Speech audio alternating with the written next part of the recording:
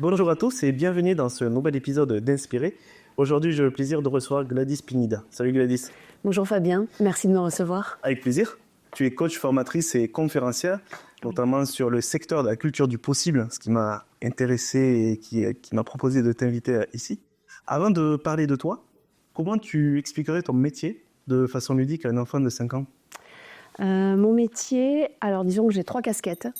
J'ai la casquette, comme tu viens de le dire, de formatrice, coach et conférencière. Pour la partie formatrice, j'aide les personnes à progresser, à s'améliorer dans leur travail, dans leurs équipes, comme par exemple mieux s'organiser, mieux communiquer, mieux fonctionner ensemble, avoir une vision commune, des objectifs partagés.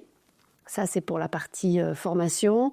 Sur la partie coaching, ce sera davantage, je suis au point A, j'ai envie d'aller au point B, mais qu'est-ce que je peux faire, qu'est-ce que je peux mettre en place pour y aller? Déjà, réfléchir, il y a une partie de réflexion sur le pourquoi. Pourquoi est-ce que tu veux changer de direction, par exemple, ou pourquoi est-ce que tu veux aller plus loin? Et après, ça va être sur le comment, ou accompagner des personnes à se sortir de situations où elles se sentent plus forcément à leur place. Sur la partie conférencière, disons qu'un enfant de 5 ans, je monte sur scène et je raconte des histoires. Des histoires vraies. Des histoires vraies sur la culture du possible, notamment. Par exemple, comment une nana, donc moi, qui n'a pas fait forcément d'études, se retrouve à 30 ans PDG d'un laboratoire cosmétique dont elle a toujours rêvé quand elle était enfant. Comment cette même nana qui était plutôt timide, introvertie, devient formatrice. Et presque du stand-up. Et après, devient formatrice et coach en culture du possible. Et là, la dernière conférence, c'est sur comment cette nana, toujours qui connaît rien en mécanique, en 4x4, décide de faire le rallye des gazelles qui consiste justement à traverser le désert du Sahara sans GPS, en autonomie totale, avec sa petite sœur qui connaît rien non plus. Donc voilà, c'est des histoires drôles, mais où il y a quand même toujours une partie d'introspection et de réflexion sur purée, si elle l'a fait, pourquoi pas moi, quoi. Alors, on va revenir sur tout ton parcours. Cette volonté de te challenger, c'est quelque chose que tu as eu dès le début, cette envie de transmettre, d'apprendre, de te dépasser? C'est venu au fil du temps? C'est venu au fil du temps. Oui, c'était au départ, il y avait cette notion de cette valeur de liberté et d'indépendance qui était forte chez moi, de toute petite. Et après, donc, je suis partie dans cette direction, sur des fonctions commerciales, marketing. Malgré un tempérament plutôt timide, réservé, je me mettais quand même souvent ce genre de challenge parce que j'avais envie de sortir justement de cette timidité. Cette volonté de craindre ta timidité, comment tu t'y es pris et quelles ont été un petit peu les différentes étapes pour toi? Parce que ça parle à pas mal de monde, surtout au début de notre carrière pro. Les rencontres. Des rencontres qui m'ont permis... Enfin voilà, il y a eu les rencontres, et puis après il y a les opportunités que tu arrives à saisir. Et puis petit pas par petit pas, quoi. Au départ, oui, ça a été dans des fonctions commerciales, et puis après ça a été dans la formation, et puis après dans une des directions d'entreprise, et après sur scène avec les conférences stand-up. Et donc tu as commencé ta carrière en travaillant avec ton père? Oui. Pas de bêtises? Ouais, mon père, j'avais 21 ans. Mon père était parti vivre dans le Gers. Moi, je suis originaire de Nîmes. Et avec la petite fille qui idolâtre son père. Et du coup, j'ai décidé de partir vivre proche de lui et d'intégrer son entreprise. Ouais. C'était une TPE un laboratoire de compléments alimentaires et huiles essentielles, aromathérapie. Et je te parle de ça, aujourd'hui c'est très à la mode, les huiles essentielles.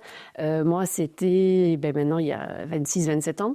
Et donc c'était quand même assez marginal de vendre ce genre de produits, quoi. Donc il fallait vraiment convaincre. Et quelle a été la volonté de ton père de créer cette boîte et toi de le rejoindre? La volonté de mon père, alors j'étais petite, je sais plus trop.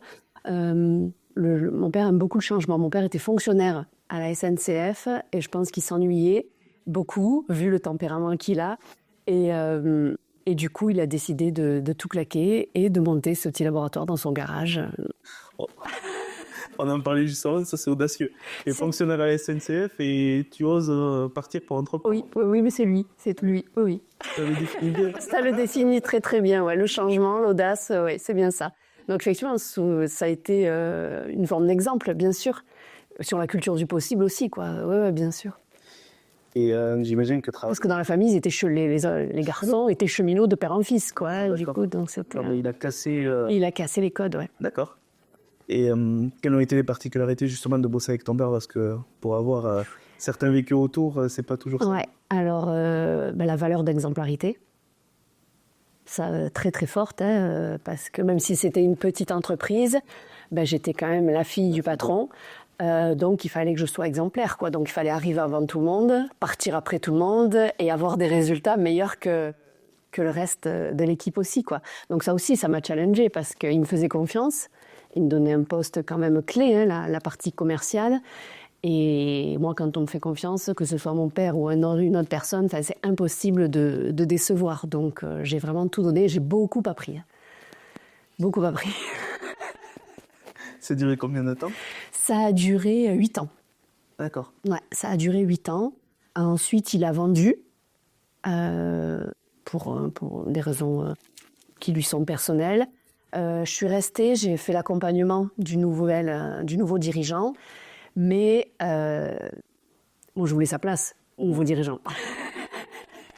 Et donc là, ça n'avait pas été possible. Et du coup, j'ai préféré partir. D'accord. J'ai préféré partir parce que voilà, j'ai eu cette opportunité. Enfin, j'ai vu une annonce. Ils cherchaient au sein des laboratoires Maurice Mességuier, qui pour moi était vraiment le laboratoire exemplaire, hein, de par l'histoire et le parcours de Monsieur Mességuier, qui était aussi un des pionniers en phytothérapie. Lui, il a commencé en 1958. D'accord. Donc c'était vraiment au tout début de se soigner par les plantes. Et donc j'ai vu cette annonce, j'y suis allée, et voilà. Et ça a marché, je suis partie. Et voilà. Et voilà, je suis restée 6 mois responsable commerciale. La direction a été remerciée.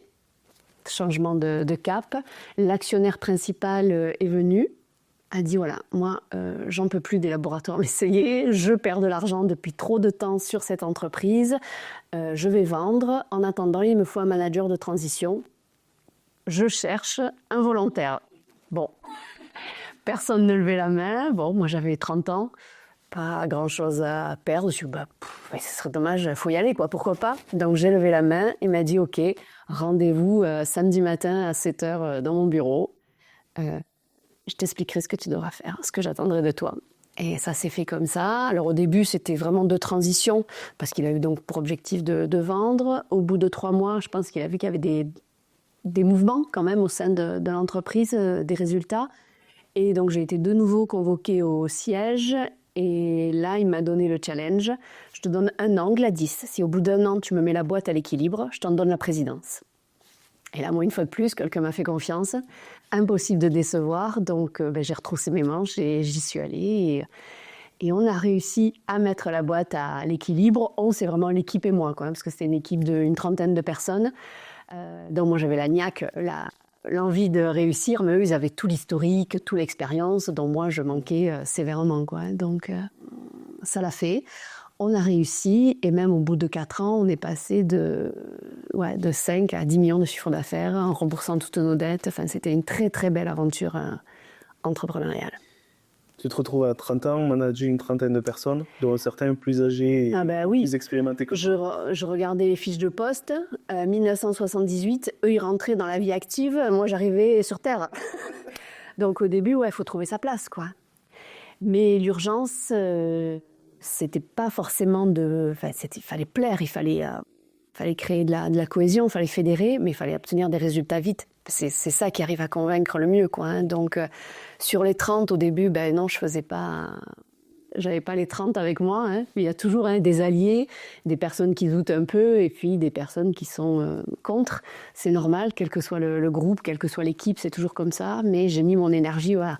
Qui y croit, qui a envie d'y aller. Et puis petit à petit, on a réussi à convaincre les plus sceptiques, mais au travers de résultats et d'actions, quoi. Comment tu as trouvé ta place?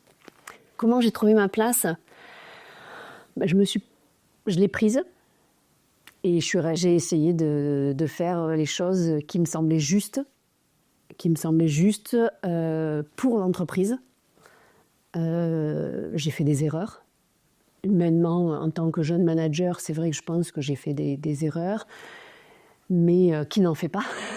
Enfin, voilà, qui n'en fait pas. Et puis après, j'ai aucun problème à m'excuser.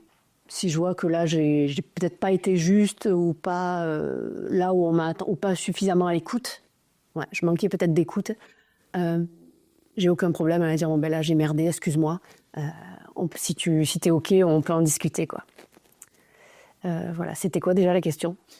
Comment tu t'es fait ta place? Comment tu t'es expliqué? Ouais, ben, comme ça, en restant moi-même, je pense, en dire, ben, quand je sais, mais j'ai aucun problème à dire je sais pas, quoi. Je sais pas qui peut m'aider ou qui peut prendre le dossier ou est-ce qu'on peut le prendre ensemble, voilà. Et j'écoutais aussi pas mal, j'ai eu la chance d'être accompagnée justement par l'actionnaire principal qui était Monsieur Philippe Ginesté et qui a vu, quand il a vu que j'en voulais et que j'étais prête à travailler, que j'avais une valeur travail forte, m'a accompagnée. Donc lui aussi, qui avait quand même une sacrée expérience en gestion d'entreprise, je l'ai beaucoup écouté. Et voilà, et ça a fonctionné. Ouais, parce que Philippe Ginesté, pour ceux qui ne connaissent pas, c'est les créateurs de... Le fondateur du groupe Jiffy, ouais. Voilà. Effectivement, il a un peu d'expérience. Il a un petit peu d'expérience, oui. Et quand ce monsieur te donne de son temps, tu le prends, oui, c'est précieux. Et comment tu as perçu avec le recul, te retrouves à 30 ans à gérer ce genre de choses? Est-ce que tu t'imaginais faire ça? Ah, jamais de la vie. Jamais de la vie. Mais jamais de la vie. Moi, j'ai pas fait de grandes études. Mais j'ai appris sur le tas. C'est intéressant, ça. J'ai appris sur le tas. Et j'ai eu souvent ce complexe, justement, de ne pas avoir fait de grandes études. Mais ouais, c'est vraiment... Voilà, une fois que tu es dedans, tu ne te poses pas toutes ces questions. Peut-être aujourd'hui, avec le recul, oui, c'est d'excellentes questions pour savoir effectivement sur quelles ressources internes ou externes j'ai pu m'appuyer. Mais quand j'étais en poste, quand j'étais dans c'est comme un challenge, c'était un défi qu'on me lançait, mais que j'ai accepté, donc je me lançais aussi à moi-même. Je ne me posais vraiment pas toutes ces questions, j'étais vraiment dans l'action. Alors, c'est pour ça que des fois, je me suis plantée. Mais je me suis toujours relevée, et puis voilà, il ne faut pas s'entêter. Comment tu as géré cette pression que tu avais justement? Parce que j'imagine que tu avais les deux côtés. Tu avais les attentes fortes de l'actionnaire principal. Donc voilà, c'est manager de transition et avec cette volonté de vendre. Et puis on sait le temps que ça prend, comment ça peut se passer. Et aussi de l'autre côté, les salariés où ils t'ont peut-être vu comme la dernière chance ou la sauveuse qui va peut-être nous sortir de l'embarras parce que s'il y a une vente, ça peut se passer différemment. Il peut y avoir... Il y avait un peu d'usure aussi au niveau des équipes parce que voilà, des directeurs, ils en avaient vu passer pas mal et ils étaient démotivés. Franchement, il fallait aller les chercher, quoi. Il fallait aller les chercher. Et j'y suis allée. Et encore aujourd'hui, ça fait 10 ans que j'ai quitté les laboratoires. Je suis toujours en relation avec certains, pas avec tous, mais toujours en relation avec certains. Et pas forcément les plus accueillants au départ. Mais comme quoi, ça a créé de beaux liens parce que je pense que autant eux que moi, ils ont toujours été clairs et francs. C'était à Fleurance, c'est dans le Gers, c'est le Sud-Ouest, on a quand même un franc-parler. Donc, c'est pas des gens qui font semblant. Notre accent ne peut pas trahir totalement ça. Non. C'est pas mort au bout de son. Tu es resté combien de temps dans cette entreprise? Je suis restée 7 ans. 7 ans, d'accord. Ça a été 7 années très, très remplies. Et alors, ça a été une expérience. C'était H24, 7 jours sur 7, mais ce n'était pas une contrainte. Parce que tout ce que je faisais, je savais pourquoi je le faisais et j'aimais ça. C'est vraiment quelque chose qui m'animait. Puis j'étais fière d'être là aussi. Et donc, ça a été 7 années très, très riches. Qu'est-ce qui a fait que, ça peut-être rentrer dans les détails, je ne sais pas, mais que tu es partie de ce rôle de présidente de cette entreprise? C'était un besoin de renouvellement, de changement? Non, c'est pas du tout ça. C'est en fait, j'ai fait ce que je disais aux copines de jamais faire. Tout quitter pour suivre un homme. Quand mes copines faisaient ça, je fais non mais c'est n'importe quoi et tout. Et puis je l'ai fait. Donc j'ai rencontré Rudy pendant mon aventure Mességuier, il y avait 5 ans avant, et je suis tombée enceinte. Donc avant ça, on était chacun chez soi, c'était très bien. Pour les bons moments, c'était impeccable. Ma valeur liberté est toujours très forte. Et puis là, je suis tombée enceinte. On avait décidé d'avoir un enfant, puis c'est arrivé très très vite. Et du coup, lui était à Bordeaux, moi dans le Gers. Et du coup, c'est là que j'ai décidé de partir. 8 mois de grossesse quand même, j'ai bien pris le temps de réfléchir. Je dis là, à un moment donné, il va falloir se décider. Et voilà comment ça s'est passé.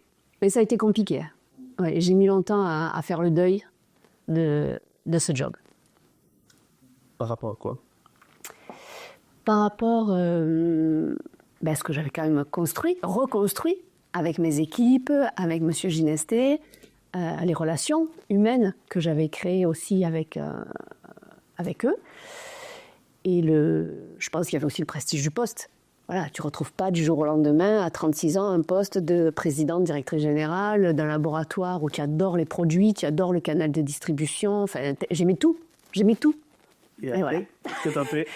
Et après, alors, valeur travail très forte. Il était impossible pour moi de rester à la maison sans travailler. Donc, ma puce est née à Bordeaux. 3 mois plus tard, je reprenais un poste de directrice marketing au sein des laboratoires Phytalliance à Mérignac.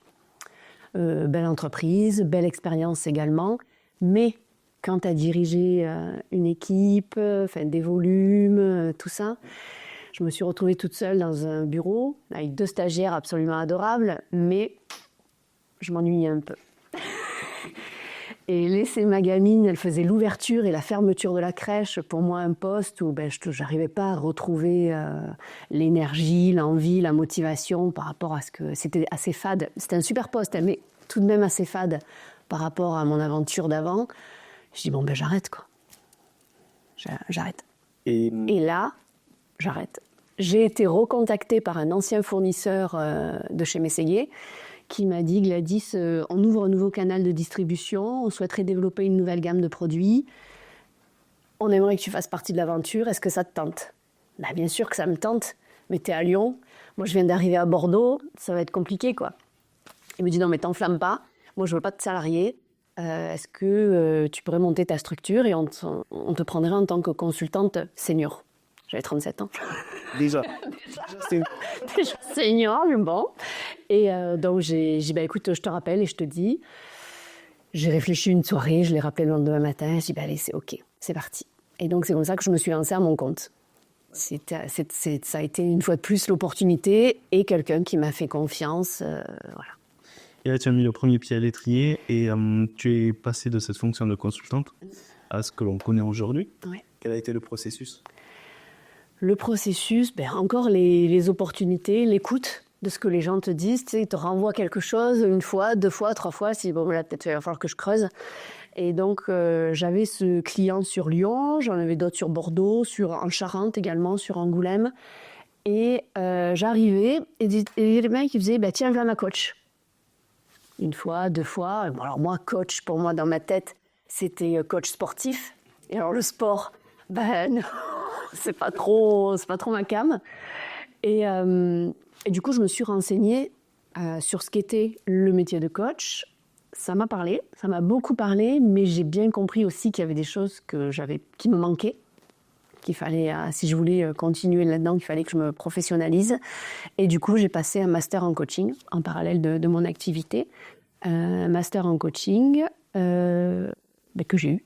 Voilà. Et du coup, et c'est vrai que ça a changé pas mal de choses. Ça a changé pas mal de choses sur moi. J'ai compris certaines réactions, certains comportements parfois un peu excessifs ou hérissants ou paillassants, tu sais, qu'on peut avoir. Quoi. T'es pas dingue. Il y a une explication à ça, c'est qu'on avait peut-être bafoué mes valeurs ou moi, je n'avais pas satisfait certains besoins. Donc j'ai compris pas mal de choses dans ma façon de fonctionner et je me suis améliorée aussi dans mon écoute aux autres, parce que je voyais quand je venais pour un suivi de plan marketing ou d'action de communication, tout ce que j'avais décidé, tout ce qu'on avait décidé ensemble avec l'équipe, ça roulait. Et tout ce que moi, j'avais voulu imposer en force, j'étais vraiment sûre que c'est ce qu'il fallait faire, quoi. C'était pas par péché d'orgueil. Quoi, c'est ouais, merde. Et j'étais vraiment persuadée qu'il fallait le faire, mais non, mais j'avais pas réussi à convaincre l'équipe. Donc, comme ça venait pas d'eux, que ça venait que de moi, ben, le suivi, ma cache, il n'y en avait pas, quoi. Ça n'avait pas avancé d'un iota. Donc, ça m'a beaucoup appris sur l'écoute, sur la reformulation, sur le poser des questions pour que les solutions émergent du groupe et pas être là à donner du poisson, quoi. Vraiment leur apprendre à se servir de la canne à pêche pour les rendre autonomes. Et c'est la plus belle des satisfactions aussi quand tu interviens en tant que consultante ou que coach, quoi. Ça, c'est chouette. Ce changement de posture. Ah ouais, oui. Et après, comment j'ai basculé dans la formation, mais encore une fois, une rencontre. Là où j'ai passé mon master de coaching, le directeur venait de racheter l'école. Et à la fin de mon parcours, je lui ai fait un rapport d'étonnement. Je dis, voilà moi, ce que j'ai apprécié au sein de ton école, et voilà peut-être les axes d'amélioration qui pourraient être intéressants à ta dispo pour en discuter. Et ça n'y a plus. Bon, lui, c'était pas du tout sa came que de s'occuper de cette partie marketing commercial. Il me dit, écoute, si ça te tente, je te donne une mission de 6 mois, et on refait le point dans 6 mois, on voit où on en est. Donc ça a plutôt bien marché. Et pendant ces 6 mois, sa formatrice de Bordeaux l'a lâché. Et il m'a dit, putain, je suis emmerdée, j'ai plus de formatrice à Bordeaux, j'ai une promo qui commence et tout. Je dis, mais t'es pas emmerdée. Tu m'as moi. Couteau suisse un peu. Il me dit, mais t'es pas formatrice. Alors c'est vrai que je n'étais pas formatrice. Mais j'ai fait moi confiance. Les cours, je les connais. Et ça va le faire. Donc il m'a dit, ok, je te donne une promo. Les formations duraient 6 mois également. C'était des séminaires, c'était pas du 6 mois tous les jours, mais il y avait pas mal de présentiel et des exercices en distanciel. Je te donne une promo de 6 mois, on fait le point et on verra. Et donc j'ai bossé, il n'y a pas de secret. Non, il n'y a pas de secret. On te donne ta chance, tu sais saisir l'opportunité, mais derrière, si tu fous rien, ça le fait pas, quoi. Donc j'ai bossé, j'ai beaucoup bossé, et ça l'a fait. Et du coup, j'ai pris la direction de Bordeaux, celle de Toulouse. Lui était du côté d'Aix-en-Provence, il gérait Lyon-Paris et on avait un creux. J'ai dit, ce serait pas mal qu'on ouvre Montpellier. Donc j'ai ouvert Montpellier. Pareil, lui il était à Paris, moi à Bordeaux. Il nous manquait Nantes. J'ai dit, si tu veux, je t'ouvre Nantes. Et c'est comme ça que j'ai pris la direction régionale de tout le Grand Ouest au niveau de la formation. Et donc, moi qui étais plutôt timide, introvertie, prendre la parole, c'était compliqué. J'ai l'impression que tout ce que je disais, c'était absolument pas intéressant. Je parlais, j'ai l'impression que les gens, ils m'entendaient même pas. Et ça fait partie d'une thérapie, quoi. C'est, comme tu disais tout à l'heure, c'est toujours repousser un petit peu les limites. Mais ça n'a jamais été un saut dans le vide. Ça a été toujours petit pas par petit pas et beaucoup de travail derrière. Quelque part, c'est la meilleure stratégie. Du moins, c'est la mienne. C'est celle qui me convient le mieux quand même. Je veux bien faire des trucs dingues, mais il me faut un temps de préparation et d'apprentissage avant. Ça va où tu mets les pieds quand même. Ouais, tout de même. Et donc la partie formation au niveau des écoles et ensuite auprès des entreprises. Donc on va parler un peu aujourd'hui de ce que tu fais et des différentes formations que tu proposes. Notamment une, on l'a compris, sur la culture du possible, qui retrace pas mal d'avis aussi. Aussi, oui. Et notamment comment saisir les opportunités, puisque ça me fait penser qu'on en a parlé lors d'un podcast. Au final, tout le monde a des opportunités qui sont, mais tout le monde ne les voit pas. Et oui, ça c'est sûr. Puis souvent, les gens ils me disent, oh, mais toi, t'as de la chance. Non. Ça se provoque. Ça se provoque aussi, quoi. Mais après, du coup, je l'avais intégré. Je dis, oui, c'est vrai, j'ai de la chance. Et j'ai une personne que j'accompagnais, comme quoi on apprend aussi beaucoup. Ce qu'on disait tout à l'heure, on apprend beaucoup des personnes que l'on forme ou que l'on accompagne. Lui me dit, mais non, Gladys, tu es de la chance. Tu sais, quand je disais, j'ai de la chance, lui, il entendait, tu es de la chance. Et c'est vrai que je dis, oui, la chance, elle arrive, mais si tu la saisis pas... Alors maintenant, j'avais des amis qui me disaient toujours ça, qui me disaient, ouais, toi, t'as de la chance, t'as de la chance. Ok, bon, j'ai de la chance. Et toi, si t'en avais eu, t'aurais fait quoi? Et là, ça bafouille. Et là, comment ça? Pourquoi tu me dis ça? Je sais pas, moi j'ai eu de la chance, mais toi, apparemment, t'en as pas eu. Donc, si t'en avais eu, t'en aurais fait quoi? Donc, ça bafouille un peu, mais ouais, il y a la chance, mais pas que. Oui, parce que derrière, tu as des sujets sous-jacents aussi. C'est notamment dépasser ses peurs et ses croyances, quelque part. Et se faire confiance, apprendre à se faire confiance aussi, quoi. Et oser se mettre en danger de façon responsable. De façon, écologique, et responsable. Donc écologique au niveau, quand je me lance un challenge, que ce soit professionnel, j'ai pas envie qu'ils foutent le bordel dans le reste de ma vie non plus. Ou c'est un challenge personnel, comme me lancer dans le rallye des gazelles. En tant que novice totale, je n'allais pas mettre ma vie en danger non plus. D'où le temps de préparation aussi, quoi, la préparation. Et s'entourer des bonnes personnes. Et justement, ce rallye des gazelles, donc tu l'as fait avec ta sœur? Je l'ai fait avec ma petite sœur Anaïs, ouais. On a 11 ans d'écart. Comment c'est parti? Alors, c'est quelque chose, j'en parlais. Alors, j'en parlais beaucoup. Enfin, moi, j'avais pas l'impression d'en parler beaucoup. Mais quand j'ai annoncé que j'allais le faire, ah ben oui, c'est vrai, tu nous en avais parlé. Et il y a quand même pas mal de personnes qui m'ont dit ça. Donc, je l'avais bien en tête quand même. Et donc, j'en avais parlé à ma sœur. Et un jour, elle m'envoie une vidéo avec Dominique Serra, qui est la fondatrice du Rallye des Gazelles. Et alors, je regarde sa vidéo et en larmes. Je me dis, putain, mais c'est dingue cette aventure et tout. Et ma sœur, elle me dit, alors, t'as regardé la vidéo? Je dis, oui, j'ai regardé la vidéo. Mais bon, le fameux mais bon, tu sais. Mais bon, c'est pas pour nous. Ouais. Bon, jamais de la vie, on sera capable de faire ça. Est-ce que tu penses qu'on va avoir le temps de préparer un rallye et d'y participer? Et t'as vu combien ça coûte? Laisse tomber, c'est vraiment pas pour nous, quoi. Et là, ma sœur, ça a été le coup de pied au cul de l'univers. Tu sais, des fois, on en a besoin aussi, un bon coup de pied au cul.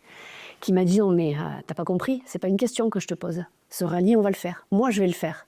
Et tu vas jamais me laisser partir toute seule dans le désert. Et comme c'est vrai que je suis très protectrice avec ma petite sœur, voilà, elle a su trouver les mots. J'ai dit, mais non, mais jamais de la vie. Est-ce que tu t'es fait manipuler un peu? Bon, c'est vrai. Oui, c'est une sacrée manipulatrice avec moi, mais bon, je le veux bien aussi. Exactement. Et du coup, je dis, bah, t'as raison, parce que le moment idéal, C'est maintenant? c'est maintenant, parce que c'est jamais. Soit c'est jamais, soit c'est maintenant, t'as raison. Et du coup, je dis, bah, allez, viens, on se fait un petit apéro et on discute. Et souvent, autour d'un apéro, Ça aide. ça aide. Donc, j'avais en plus ma cousine qui travaille dans la com qui nous a rejoints et qui nous a bien motivés à faire ça, quoi. Donc, et comme on en a parlé assez rapidement, une fois que tu commences à en parler, c'est compliqué de dire... parce qu'après, les gens, bon alors, ce rallye, vous en êtes où? Là, tu peux plus dire, ah ben non, finalement, c'était une lubie. Non, on s'est engagé, puis on a commencé aussi à tester un peu dans notre réseau professionnel, parce qu'il nous fallait des partenaires, quoi. Il nous fallait des sponsors, hein. C'est un budget, il fallait aller trouver 35 000 €, ouais, c'est pas rien. Et il nous restait un an pour trouver 35 000 €. Et donc on a commencé à en parler, et du moment où quelques entreprises ont commencé à nous faire confiance, ben là, on était obligé d'aller au bout de l'aventure, quoi. On ne pouvait plus faire marche arrière, quoi. Donc, il y avait l'aspect financier, puis après, il y avait l'aspect, il fallait... Ben, ouais. La vérité, moi, j'ai même pas de voiture.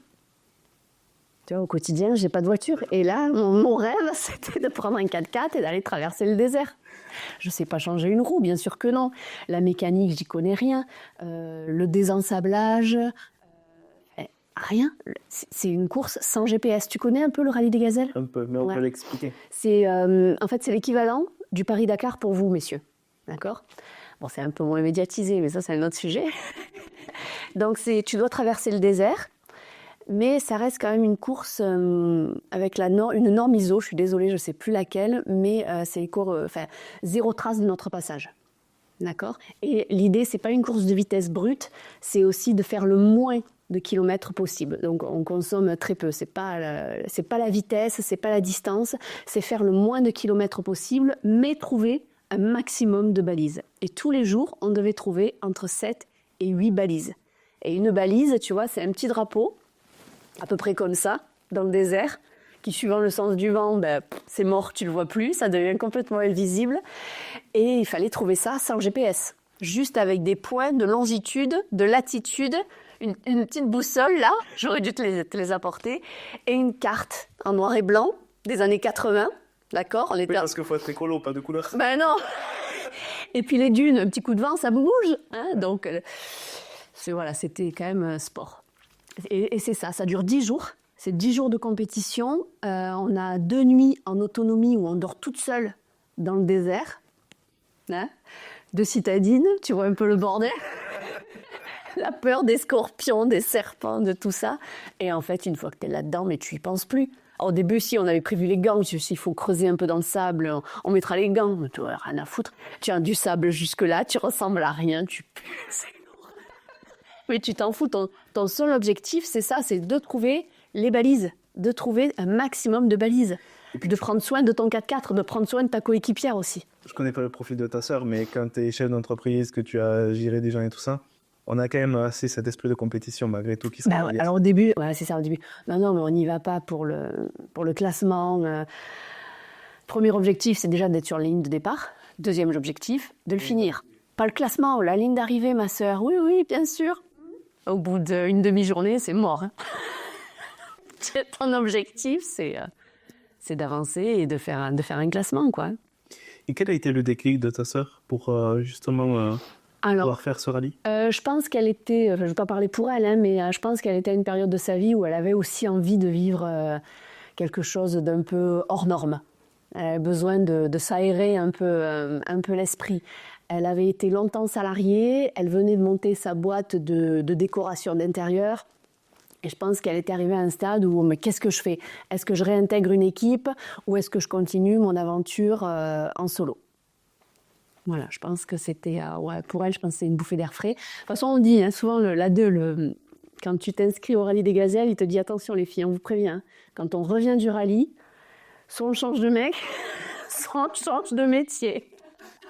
Tu es toujours mariée avec personne? Je suis toujours mariée avec Rudy, elle est toujours avec Polo, et voilà, toutes les deux, on a changé un peu notre façon de travailler. C'est vrai que tu gagnes en confiance en toi quand même, donc dans la culture du possible, tu te dis, bon, allez, pourquoi pas, quoi.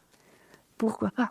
Est-ce que vous vous êtes redécouvert, vous, personnellement, et votre relation de sœur? Alors, c'est la séquence émotion. On a toujours été très proches, malgré nos 11 ans de différence.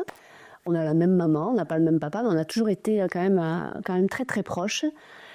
Même sans avoir jamais vraiment vécu ensemble, parce que moi j'habitais chez ma grand-mère, après je suis partie en pension, mais ces 11 ans de différence, je ne sais pas pourquoi, je suis quelqu'un qui fait des trucs un peu bizarres, mais je suis quand même très responsable. Et je me suis mis dans la tête que j'étais responsable d'elle. D'accord? Donc j'avais toujours un peu ce rôle de deuxième maman à ses côtés, et voire de sauveuse, tu vois. Je savais ce qui était bon pour elle. Bon, pas du tout. Hein. Puis de toute façon, elle est assez grande pour prendre ses choix, ses décisions. Tu connais le triangle de Cartman, voilà.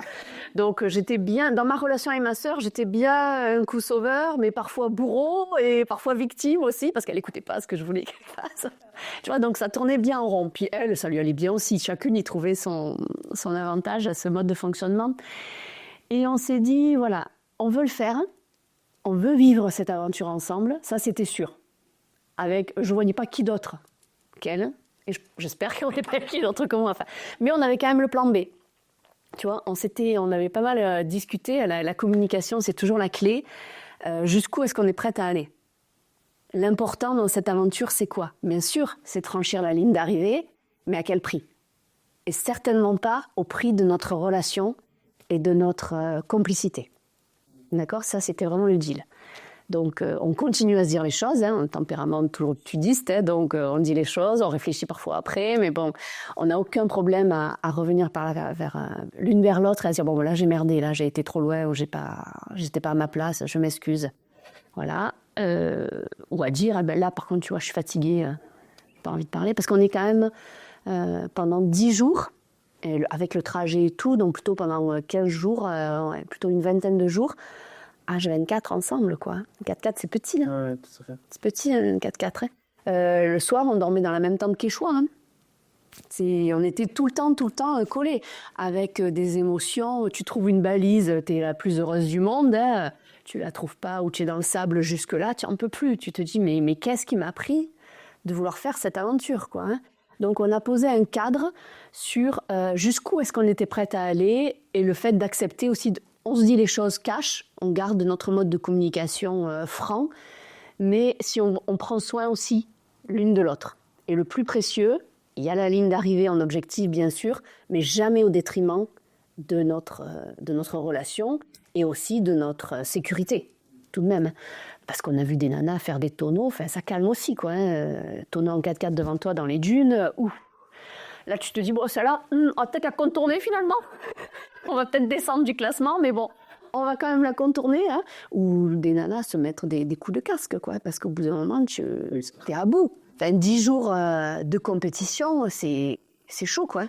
Dans un univers où enfin, elle va te repérer entre 3 dunes. Enfin, la carte, c'est catastrophique, ces cartes. C'est chaud, quoi. Donc, il y a de la tension. Mais nous, on voulait le faire. On a 2 filles. Elle a une fille et un garçon. Moi, j'ai qu'une fille. Et montrer aussi à nos filles, c'est bien mignon hein, de parler de la culture du possible. Ma chérie, tout est possible aujourd'hui, tout comme un homme, machin de ça. Mais il faut aussi montrer l'exemple. On parlait de l'exemplarité tout à l'heure. Mais en tant que maman, voilà, mon rôle, moi aussi, c'est... Il y a les paroles, mais il y a aussi l'action. Hein. Parce que ce que tu dis, il n'écoute pas tout le temps. Mais par contre, ce que tu fais ou que tu ne fais pas, ça, il l'oublie pas, quoi. Hein. Donc ça, c'était ouais, il y avait aussi ce challenge-là, tu vois, de maman, de femme pour moi et de femme aussi. Ben, mon homme aussi, je voulais qu'il soit fier de moi et de cette relation aussi avec ma sœur. Donc il fallait pas que ça. On a toujours été très proches et c'est vrai que ça nous a encore plus rapprochés. Et moi, ça m'a permis aussi de sortir de ce triangle hein, et de voir, ben oui, ben c'est une femme, quoi. C'est plus ma petite sœur. Enfin, ça restera toujours ma petite sœur, mais c'est une sacrée nana aussi, quoi. Et elle fait des choix et elle sait pourquoi elle les fait. C'est pas à moi de faire. J'ai rien à dire, quoi. Si elle me demande, je dois être là pour elle, mais donc ça m'a permis aussi de me repositionner en tant que sœur. Vous êtes arrivés ? On est arrivé sur la ligne d'arrivée. Pas sans peine, mais on y est arrivé. Sachant que le premier jour, on a cru que c'était fini. Ah mais c'est rapide. Ouais, là, notre équipage, il s'appelait les Josies. Et on avait fait tout un foin marketing, communication, les Josies par-ci, les Josies par-là. Et quand on a vu que le premier jour, on s'était planté, mais bien, et que tout risquait de s'arrêter là, ça a été chaud, quoi. Mais on n'a rien lâché. Alors, je dis vraiment, il est hors de question que ça s'arrête aujourd'hui, quoi. Et pourtant, crois-moi, on était bien dans la merde. La nuit tombe très vite dans le désert. Et mauvaise gestion du temps. Je forme à ça, hein. Je forme à la gestion du temps. Voilà, j'étais une vraie catastrophe. D'un coup, il a fait nuit. Et on était perdus. Perdus de jour, mais alors perdus de nuit, c'est encore pire. Il va te traiter le liste de nuit. Ah oui, ben là, c'était même plus question de trouver une balise. Là, il fallait trouver le bivouac. C'est ça. Tu vois. Mais et la nuit dans le désert, c'est noir. Hein. Il n'y a pas à part les étoiles. Ça a été notre stratégie. On savait que le bivouac était à l'ouest. On s'est dit, allez, on va suivre l'étoile du berger. Mais sauf qu'au bout d'un moment, des étoiles, il y en avait partout, quoi. C'est laquelle ? C'est laquelle ? Donc là, ça a été très, très compliqué, quoi. On a roulé plus de 4 heures dans le noir. On a pété 2 amortisseurs le premier jour. Après, tu as toujours la solution hein, d'appuyer sur le bouton rouge. L'équipe, l'assistante arrive, mais tu es hors classement, quoi. Et même si tu ne fais pas pour le classement, hors classement le premier jour, la Josie a un minimum d'orgueil. Et ça, c'était pas acceptable. Et je dis à ma sœur, on roule tout. Parce que tu peux aussi dormir dans le désert. Hein. Du moment que tu arrives au bivouac le lendemain avant une certaine heure, t'es pas disqualifié. Parce que tu rentres toute seule, donc il n'y a pas de problème. Mais le lendemain, on avait l'épreuve des dunes de Merzouga. Je t'invite à aller voir sur Google ce que ça représente. Enfin, je crois que c'est 2 ou 3 fois la dune du Pilat. Tu vois, enfin, c'est des monstres. Et je dis, on peut pas arriver en vrac. Parce que si on dort dans le désert, on va partir quand il va faire jour. Enfin, ça va nous décaler. Puis, non, c'était pas acceptable. Et du coup, ben voilà, c'était le premier jour. On n'était pas fatigués non plus. Donc, s'il y a une nuit où il fallait pas dormir, c'était celle-là, quoi. Et donc, on a roulé. Et on a fini par trouver le bivouac. Un miracle. Franchement, je sais pas comment on a fait. Un miracle. Parce que la boussole, au bout d'un moment, est de la merde. On roulait au pas aussi. Parce que pourquoi on a pété les amortisseurs? Ben parce qu'on est tombé dans un trou. On disait qu'on avait fait une Thelma et Louise. C'est bon, ça s'est mieux terminé que pour elle, mais d'un coup, on s'est regardé. Puis il y a eu un gros moment de silence. Et notre devise, c'était toujours vivante. Tant que tu es en vie, tu avances. Et donc, on a continué effectivement à avancer, mais on a eu les chocottes. On est arrivé au bivouac à 1h du matin. On y a des stands méca. C'est quand tu es dans le désert, tu dois te débrouiller Quelques pièces. Voilà, nous, on avait des pièces de rechange, quelques pièces, mais tu dois te démerder. À la Mecca, pareil. Si toi, tu n'as pas les pièces pour changer de ton véhicule, eux, il y a 204 4x. Hein. La Mecca, il y a 10 stands, ils n'ont pas les pièces de tous les 4x4, quoi. Hein. Donc, on avait un amortisseur que la personne qui nous a loué. Ça aussi, ça a été une aventure. Elle va louer à 2 nanas, une qui conduit jamais, qui n'a pas de contrat d'assurance, pour aller faire un raid dans le désert. Bon, c'est autre chose. Et on est arrivé à 1h du matin à la Mecca. Donc, on a passé on ne savait pas, nous, qu'on avait pété un amortisseur. On voyait bien qu'il ne roulait pas bien, qu'il y avait un bruit un peu étrange. Hein. Mais donc, c'est eux qui nous ont dit ça. Pendant la nuit, ils ont réussi à nous le changer, parce qu'on repartait le lendemain à 5h. Ils nous l'ont changé. L'autre, ils nous l'ont bidouillé. On a quand même pu faire la journée dans les dunes. Et le lendemain, ils avaient retrouvé le téléphone. Enfin, ils sont géniaux. La Mecca au Maroc, mais c'était extraordinaire. On était quand même paumés au milieu du désert. Ils arrivaient à nous trouver des pièces détachées de véhicules, puisque notre Toyota, c'était un KDJ, il était quand même assez vieux. Je crois qu'il datait de 2000, 2001 ou 2000. Enfin, tu vois, c'était quand même un vieux truc. Mais il était génial, parce que c'était il fallait vraiment en prendre soin, quoi. Et ça a marché. Donc, cette première nuit, tout a failli s'arrêter. Mais on n'a rien lâché. Et là-dessus, on était d'accord. Et je pense aussi, on flippait toutes les deux. Hein. Mais pour protéger l'autre, on ne voulait pas le montrer. On a gardé le sourire. Puis, je pense qu'il y avait aussi... les émotions étaient tellement fortes qu'on en rigolait, quoi. On rigolait, mais on pleurait, mais on rigolait en même temps. Enfin, il n'y a pas eu de tension. Ouais, c'est ta faute, c'est la mienne. Non, on s'en fout. J'ai fait des conneries, elle en a fait aussi, mais peu importe qui a fait la connerie. Ça aussi, c'est un cadre qu'on s'était mis, c'est orienter solution. On va merder toutes les deux, c'est sûr. Maintenant, voilà, peu importe qui a merdé, la solution, qu'est-ce qu'on peut faire? Quelles sont les différentes options possibles et laquelle on choisit? La plus réaliste et la plus aussi à notre niveau, bien sûr. Qu'est-ce que tu retiens de cette expérience, si tu devais la résumer en quelques phrases? Je conseille à toutes les femmes de le faire. Alors, le rallye des gazelles ou une autre, mais quelque chose qui vraiment sorte de leur quotidien ou qui vraiment les fait vibrer, ou quand elles y pensent, ça leur prend vraiment aux tripes, faites-le, quoi. Il n'y a pas de barrière. C'est vrai que nous, c'est vrai que le sport automobile, généralement, c'est plutôt réservé aux hommes. Mais c'est possible, quoi. Si vraiment ça te fait vibrer, fais-le. Fais-le. Ouais, c'est chouette, on voit de plus en plus de femmes dans les sports auto maintenant. Oui. Ouais. Même à FR, on dit. Ouais, c'est... Non, allez-y, faites-le, c'est possible. Voilà, on l'a pas gagné, mais on l'a fait, quoi. Spoiler. Non, on l'a pas gagné, non. Comment Et quand je suis arrivée, ça c'est drôle, parce qu'à la ligne d'arrivée, il y avait donc mon mari et ma fille et ma nièce. Et donc sur le chemin, donc on avait repris les routes, et je disais à ma sœur, putain, c'est génial, on l'a fait, on pleurait, hein, c'est génial, on l'a fait, mais plus jamais ça, quoi. Enfin, c'est quand même hyper dur, hyper physique, mais plus jamais je me lance dans ce genre d'aventure, quoi. Mais est-ce que c'est pas comme quand tu cours un marathon où tu te dis plus jamais ça et 5 ans après... J'arrive, ma fille qui me saute dans les bras et qui me dit « Maman, ben là tu peux pas dire non ».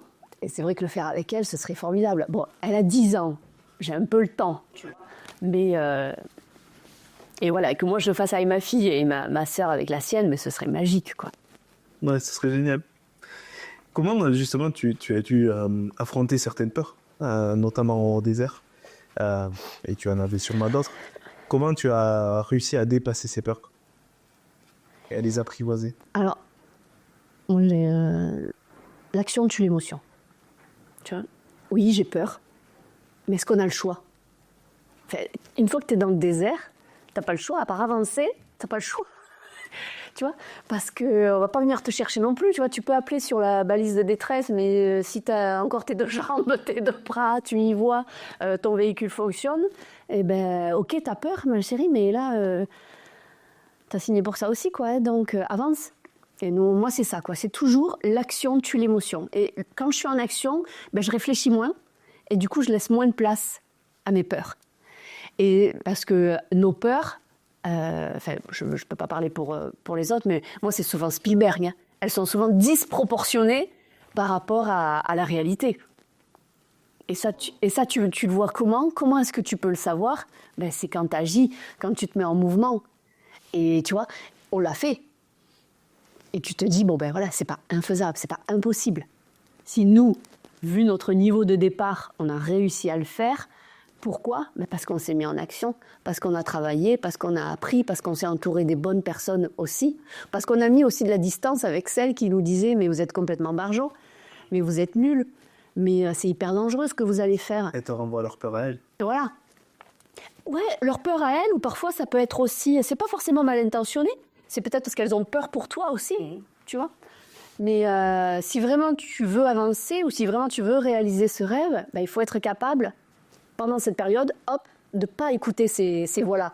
Tu as suffisamment tes propres petites voix à gérer, tu ne vas pas en plus additionner celles des autres, quoi. Donc vraiment s'entourer des personnes ben, qui croyaient en nous, qui trouvaient l'histoire folle, mais après tout, pourquoi pas?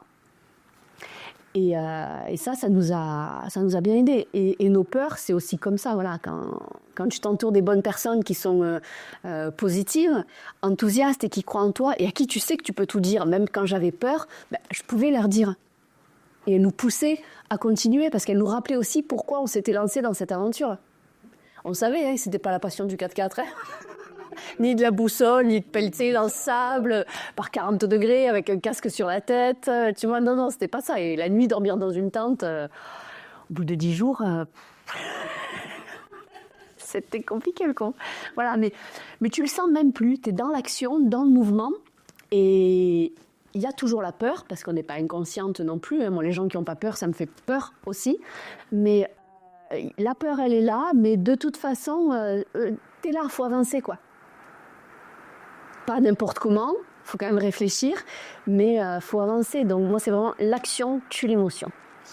Justement, par rapport aux peurs, je ne voulais pas te couper. Tout à l'heure, il y a une image qui circule, que tu as déjà dû voir à travers des formations entre les peurs qu'on pense qui va arriver, puis un cercle beaucoup plus petit, ce qui peut réellement arriver, et puis un petit poids C'est ça. à un fait, ce qui arrive vraiment.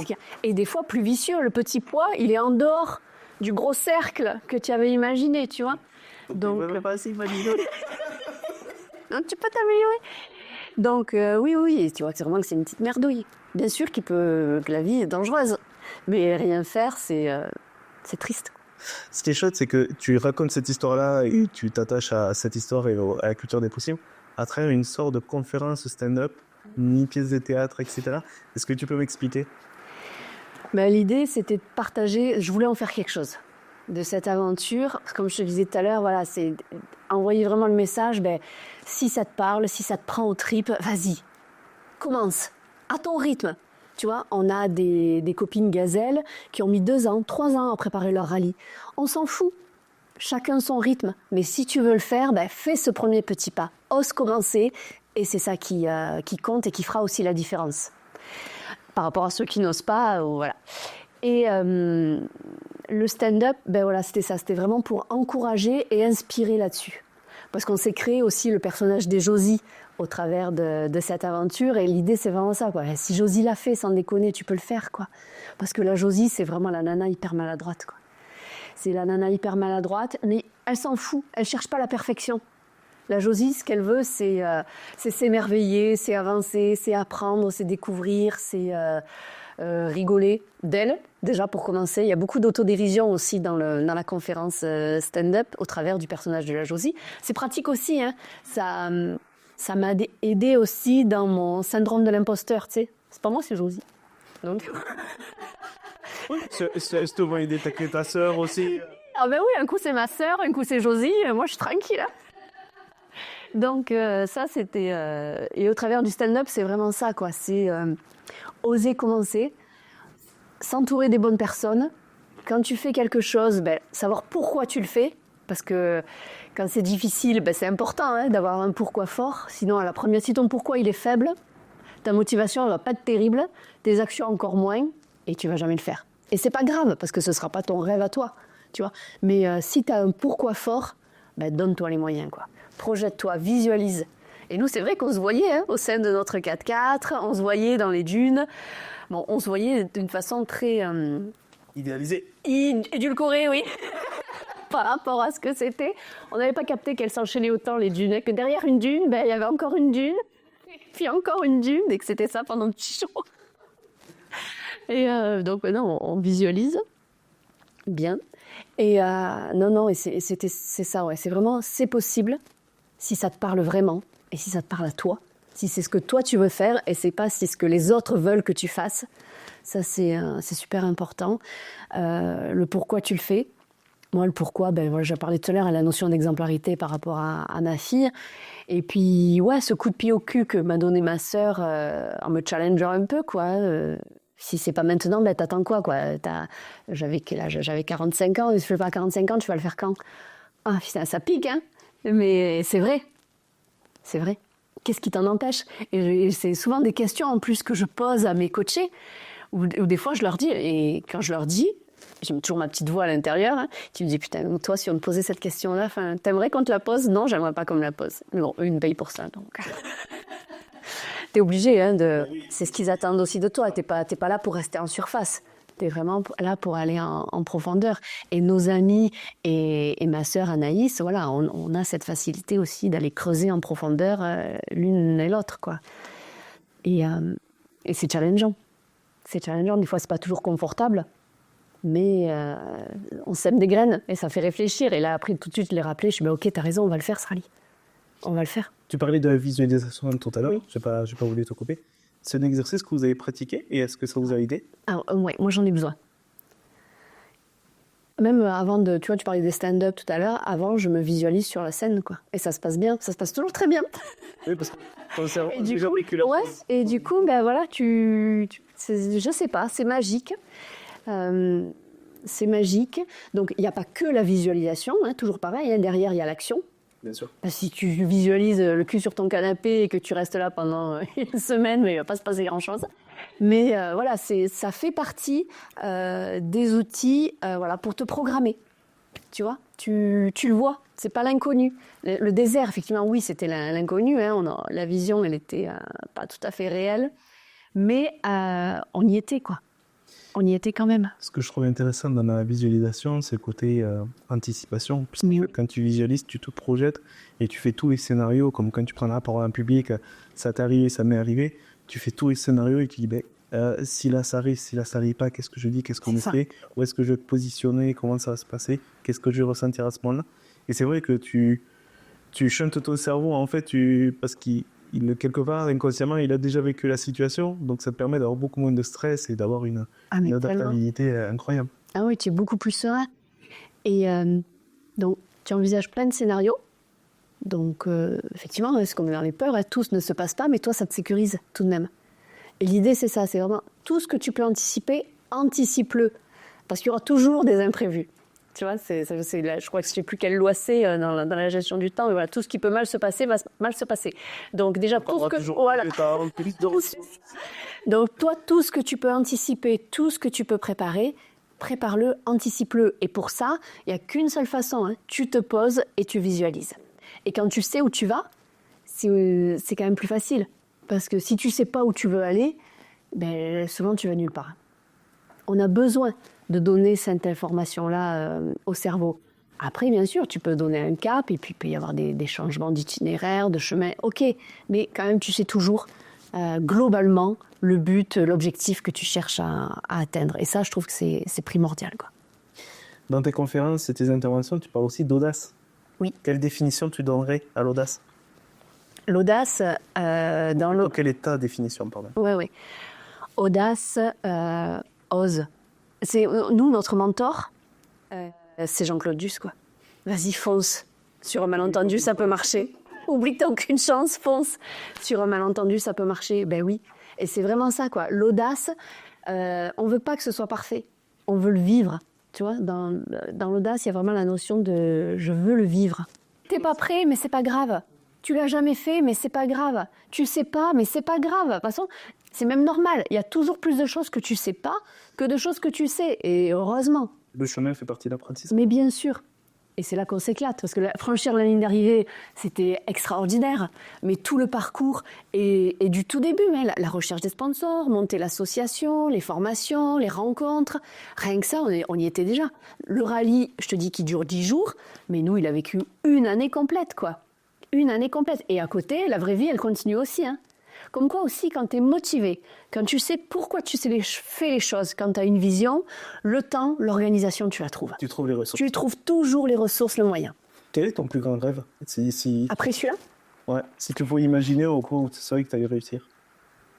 moi j'aimerais monter plus souvent sur scène, hein, à remplir des salles, Faire une tournée des... faire une tournée. Mais oui, bah ouais, là, j'ose y tourner, ouais, là où ouais. Ah oui, une tournée. Pour moi, c'est stand-up. Ah ouais, vraiment. Et pareil, j'ai pris goût à la formation, aux rencontres, j'ai pris goût au management, j'ai pris goût à être ponctuellement dans les entreprises en tant que consultante ou que coach. Et là, maintenant, cette nouvelle expérience, ah ouais, mais j'y prends vraiment goût. Parce que pareil, après, tu fais des rencontres, il y a toujours une partie questions-réponses. Toujours une partie questions-réponses. Et puis après, souvent, c'est dans des lieux quand même assez sympas où tu vas boire un verre aussi. Et le retour des gens, et leur partage d'expérience aussi, ça te donne des idées pour la suite. Et de voir peut-être que tu peux être à l'origine d'une prise de conscience ou d'un élan ou d'une action. C'est de la reconnaissance aussi. Et on a besoin de reconnaissance. Et quelle est la prochaine étape pour atteindre ce rêve pour toi? Continuer à travailler à mes écrits, à travailler ma communication et à oser aller vers les gens et leur proposer mes interventions sur scène. Il y a eu les salles de conférence, les bureaux, et maintenant ce sera sur scène. C'est vraiment ça. T'envisages de faire du théâtre ou on ne ressent pas besoin et tu restes justement... J'aimerais beaucoup faire du théâtre. Là, j'ai loupé les inscriptions de la rentrée. C'est à Bordeaux, tout est complet très vite. Mais je suis en liste d'attente de 3 troupes. Et c'est vrai. Donc, rentrée 2025, il n'y a pas moyen, quoi. Je m'incruste quelque part. C'est pas possible. Toi qui es une femme de challenge et de goût du risque, même si ça reste un risque mesuré, quelle a été ta dernière première fois? Ma dernière première fois, aujourd'hui déjà. Mais oui, aujourd'hui c'est la première fois. Bienvenue. Merci Fabien. C'est la première fois, oui, que je fais une interview comme ça d'1 heure sur mon parcours. Ouais. Et merci, c'est un chouette exercice, une belle opportunité. Je vais pas poser cette question pour avoir... Ouais, non mais je te crois. Et qu'est-ce que tu dirais à la Gladys, tout jeune, ado, qui se posait peut-être des questions sur ce qu'elle voulait faire et son avenir, quand on voit tout ce que tu as fait et vécu sur ta vie pro, sur ces 30 dernières années? Je lui dirais, les écoute pas, écoute-toi toi, fais-toi confiance et tout va bien se passer. Et c'est aussi mon mantra. C'est quand je flippe, hein, parce que ça m'arrive tout de même de douter, de flipper, je respire. La respiration, hein, comme la visualisation, la respiration c'est super important. Et je me dis, allez, tout va bien se passer. Non, tout va bien se passer et tout ira de mieux en mieux. Tout va bien aller et tout ira de mieux en mieux.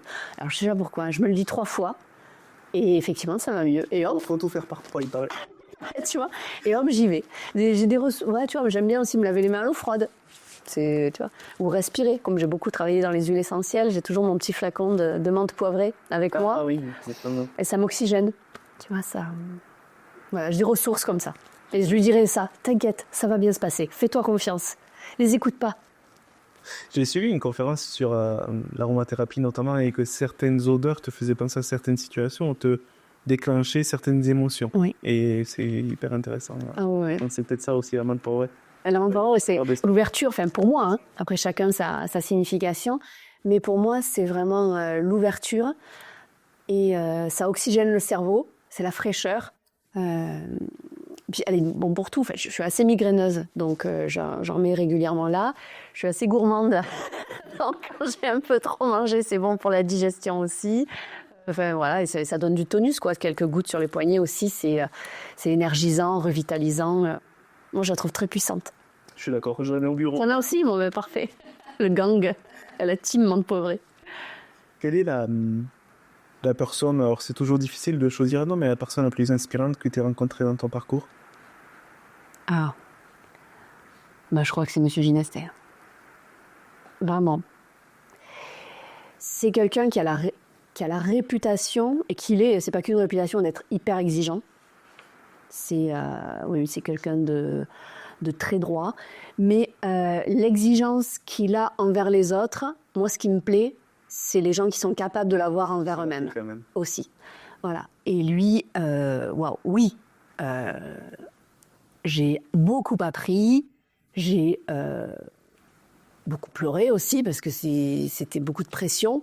J'ai eu beaucoup de pression, mais je regrette à aucun moment. Et ça a toujours été fait de façon très intelligente et respectueuse aussi de la personne que j'étais. Il m'a fait confiance. Et, ouais, enfin, pour moi, ça reste... On est toujours en contact. On ne s'appelle pas souvent, mais quand on s'appelle, c'est comme si on s'était quitté la veille, quoi, ça. Et il y a toujours cette relation de respect mutuel. Je lui ai envoyé, je suis fière parce que je lui ai envoyé ma conférence, fait un format court, format 20 minutes stand-up, et j'ai eu un retour, mais... Et venant de lui, waouh. Génial. Et quel est le meilleur conseil que tu as reçu jusqu'alors? C'est peut-être de lui, remarque aussi. Le meilleur conseil... Le genre de conseil où ça pique. Sur le moment, il va avec le retour, on se dit, ah ouais, peut-être que... Ouais, c'était... Alors la phrase est... Bon, lui, il m'a appris à écouter, ça c'est sûr. À beaucoup écouter avant d'agir. Ça peut être aussi... tu n'es pas ce qui t'est arrivé, enfin c'est une citation, mais tu es ce que tu choisis aussi de devenir. Ne suis-lui pas le passé. Voilà. C'est ok. Mais et alors? Et donc, on fait quoi maintenant? Ce qui compte, c'est quoi? Est-ce que c'est ce qui s'est passé? Ou c'est ce que tu vas faire aujourd'hui? Et ce que tu vas construire demain? Ouais. Ça, c'est aussi mon leitmotiv. Étonnant. Ça fait déjà 1 heure. C'est passé super vite. Bah, top.